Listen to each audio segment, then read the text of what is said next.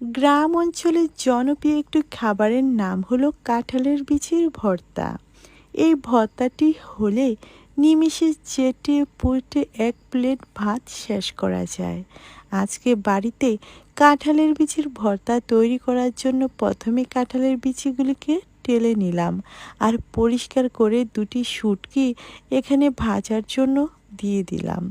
অন্যদিকে কাঁঠালের বিচিগুলিকে পরিষ্কার করে নিচ্ছি। আর এই কাঁঠালের বিচির ভর্তাটা তৈরি করার জন্য এখানে দেখতে পারছেন ধনেপাতা নিচ্ছি। এই ধনেপাতা দিয়ে ভর্তা তৈরি করলে এত সুন্দর ঘ্রাণ ছড়ায়, যা একেবারে মনে হয় মন প্রাণ ভরে যায়। এখানে শুকনো মরিচকে প্রথমেই পাটা ও পুঁতাতে পিষা হলো, তারপর শুটকি।